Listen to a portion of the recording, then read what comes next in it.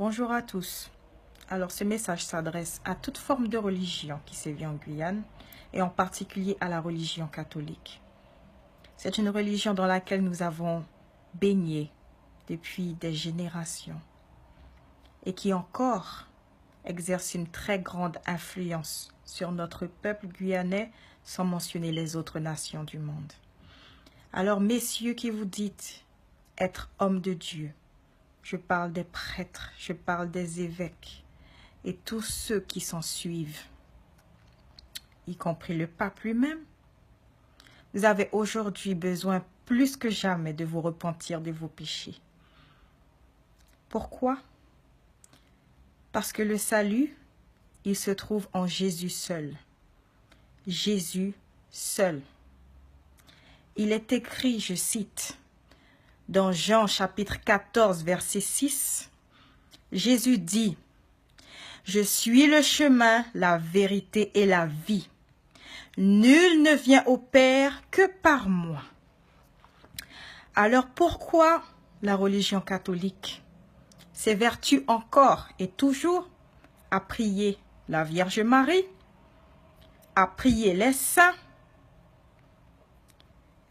et à faire toutes sortes de pratiques religieuses pour tenir les croyants en captivité?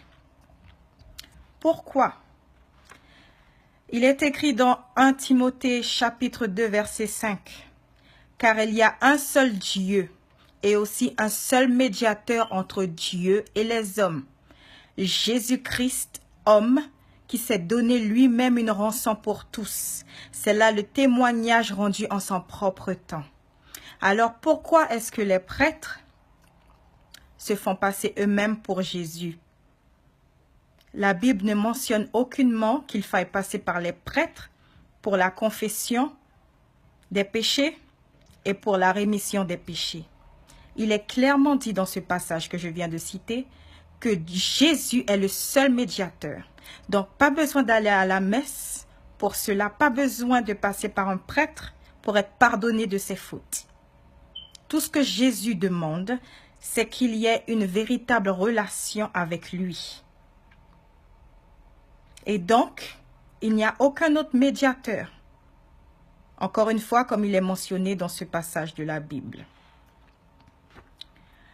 Alors, pour ce qui est de la repentance, justement, il est écrit dans Romains, chapitre 9, verset 10, « Si tu confesses de ta bouche le Seigneur Jésus, et si tu crois dans ton cœur que Dieu l'a ressuscité des morts, tu seras sauvé, car c'est en croyant du cœur qu'on parvient à la justice, et c'est en confessant de la bouche, qu'on parvient au salut, selon ce que dit l'Écriture. » Alors pourquoi la religion catholique persiste à baptiser les enfants? Sachez, parents, que vous aurez beau emmener vos enfants, bébés ou en bas âge, se faire baptiser, ils ne seront pas sauvés.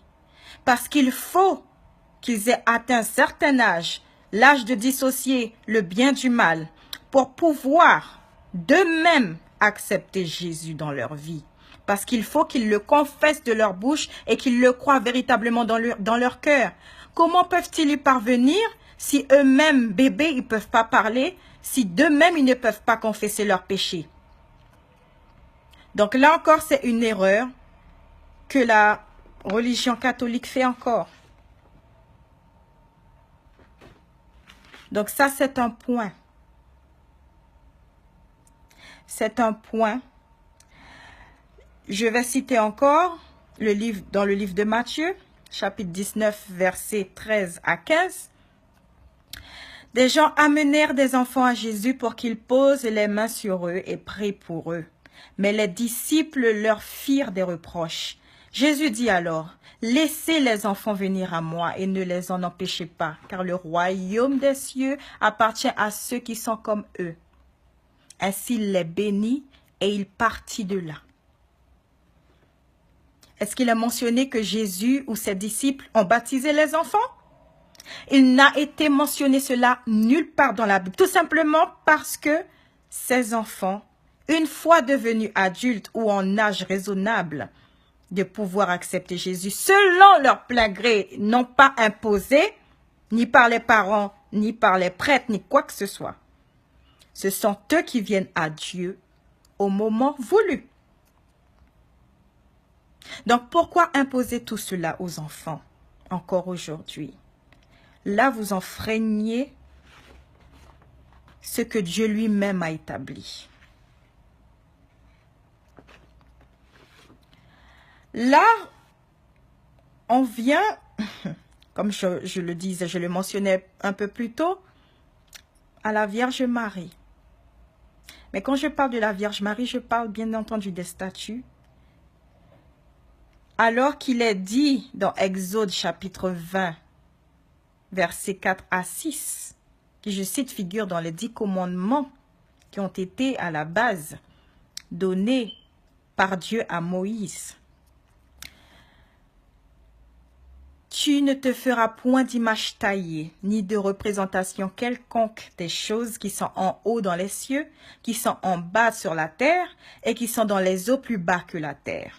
Tu ne te prosterneras point devant elles, et tu ne les serviras point, car moi, l'Éternel, ton Dieu, je suis un Dieu jaloux, qui punit l'iniquité des pères sur les enfants jusqu'à la 3e et la 4e génération de ceux qui me haïssent, et qui fait miséricorde jusqu'en 1000 générations à ceux qui m'aiment et qui gardent mes commandements. Alors j'ai une question. Comment voulez-vous que les croyants chrétiens donc puissent avoir une réponse à leurs prières si d'entrée ils sont en train de pécher, ne serait-ce que en commettant l'idolâtrie, qui est un des premiers commandements que Dieu justement nous soumet, de n'adorer aucun Dieu, aucun autre Dieu que lui. Donc, quand on se soumet à Marie, quand on se prosterne devant une statue, et qu'on la met au-dessus même de Jésus qui est la lumière du monde, il ne faut donc pas s'étonner de voir que justement les prières ne sont pas exaucées. Si tel est le cas, c'est que Dieu a tellement pitié des chrétiens qui en fait sont désespérés, et parce que c'est un Dieu compatissant, un Dieu dont la bonté, dont la miséricorde n'a pas de fin, que justement il les délivre, que justement il répond à leurs prières. Mais cela peut aussi se traduire, dans certains cas, par l'intervention du diable lui-même, de Satan lui-même, pour justement maintenir cet esclavage mental et spirituel, pour justement faire que nous, chrétiens, nous soyons ancrés dans les saints, ancrés dans la Vierge Marie et toute autre pratique religieuse, plutôt que de nous tourner vers Jésus, parce que le diable, il est prêt à tout pour qu'on adule tout et tout le monde, sauf Jésus lui-même, qui encore, je le répète, il est le chemin, la vérité et la vie, que nul ne parvient au Père à part par lui. Alors, prêtre, si vous vous dites être homme de Dieu, commencez déjà à vous repentir. Commencez déjà à extraire toutes ces statues, tous ces symboles, ces images dans les églises. Et vous verrez comment le monde changera. Vous verrez la main de Dieu opérer plus que jamais. Et si, en connaissant la vérité, vous continuez dans vos voies, vous continuez à abrutir le peuple de Dieu, vous continuez à les maintenir dans ce voile spirituel, malheur à vous. Malheur à vous. Je parle aux prêtres, je parle aux monseigneurs, je parle à tous les hommes qui se disent être hommes de Dieu, mais qui eux-mêmes sont dans la tradition et qui mènent l'homme à la perdition. Si vous ne prenez pas ces paroles en compte, si vous ne prenez pas ces paroles au sérieux, vous verrez ce qui va vous arriver. Vous verrez ce qui va vous arriver. parce qu'on est à la fin des temps. Et si vous ne vous redressez pas dans votre conduite, si vous ne vous détournez pas de vos péchés, vous verrez, et la sentence, elle sera lourde.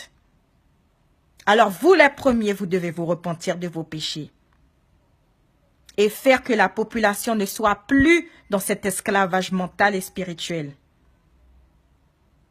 Cela est de votre devoir de redresser les choses. Et ainsi, Jésus lui-même aura pitié de vous, il vous pardonnera vos péchés. Alors vous-même, adressez-vous directement à Jésus, non pas à Marie, non pas aux statues, non pas aux saints. Les saints, ils font la fête déjà là. Ils font la fête entre eux, ils sont déjà au ciel. Est-ce que ce sont les saints qui ont payé de leur vie pour vos péchés et les miens? Est-ce que c'est le pape qui est mort pour vous, pour vos péchés et les miens? Est-ce que c'est Marie qui est morte pour vous, pour vos péchés et les miens? C'est Jésus seul. Et c'est lui le chemin. Alors, mettez ça bien dans vos têtes. Parce que sinon, je peux vous dire que le malheur va s'abattre sur chacun d'entre vous. Et vous ne vous en remettrez pas de sitôt. C'est une promesse.